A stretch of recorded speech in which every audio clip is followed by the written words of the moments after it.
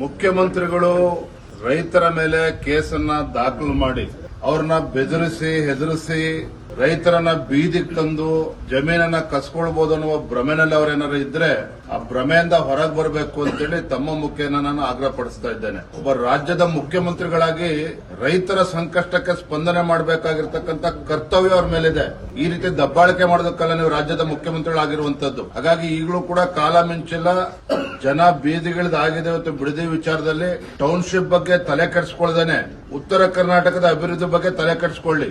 ಇಲ್ಲಿ ಬಂದು ಫೋಟೋ ಹೊಡಿಸ್ಕೊಂಡು ಲಿಂಗು ಕೈಲಿಡ್ಕೊಂಡು ಶಿವಪೂಜೆ ಮಾಡಿ ಇವೆಲ್ಲ ಕಪಟ ನಾಟಕವನ್ನ ಬದಿಗಿಟ್ಟು ಕಲ್ಯಾಣ ಕರ್ನಾಟಕ ಆಗಲಿ ಕಿತ್ತೂರು ಕರ್ನಾಟಕದ ಬಗ್ಗೆ ತಲೆ ಕೆಡಿಸ್ಕೊಳ್ಳಿ, ರೈತರ ಬಗ್ಗೆ ತಲೆ ಕೆಡಿಸ್ಕೊಳ್ಳಿ. ರೈತರ ಇವತ್ತು ಆದ್ಯತೆ ರಾಜ್ಯದ ಮುಖ್ಯಮಂತ್ರಿಗಳಿಗೆ ಕಾಂಗ್ರೆಸ್ ಸರ್ಕಾರಕ್ಕೆ ಆಗ್ಬೇಕೇ ವಿನಃ ಟೌನ್ಶಿಪ್ಗಳಲ್ಲ. ಟೌನ್ಶಿಪ್ ಅಗತ್ಯತೆ ಇದೆಯಾ? ಖಂಡಿತ ಅಗತ್ಯತೆ ಇದೆ.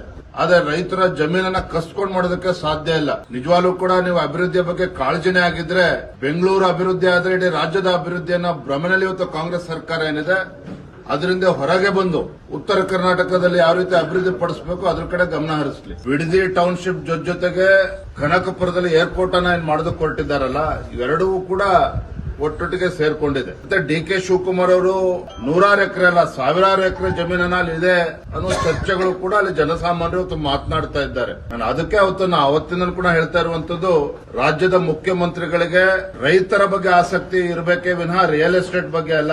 ರಿಯಲ್ ಎಸ್ಟೇಟ್ ಬಗ್ಗೆ ಮರೆತು ರೈತರ ಬಗ್ಗೆ ಆಲೋಚನೆ ಮಾಡಿದ್ರೆ ಬಹುಶಃ ಇವತ್ತು ಬಿಡದಿನಲ್ಲಿ ರೈತರು ಬೀದಿಗಿಳಿದು ಹೋರಾಟ ಮಾಡುವಂತ ಪರಿಸ್ಥಿತಿ ನಿರ್ಮಾಣ ಆಗ್ತಾ ಇರಲಿಲ್ಲ. ಮುಖ್ಯಮಂತ್ರಿಗಳ ಆದ್ಯತೆ ಏನು ಅಂತೇಳಿ ಇದರಲ್ಲೇ ಗೊತ್ತಾಗ್ತದೆ.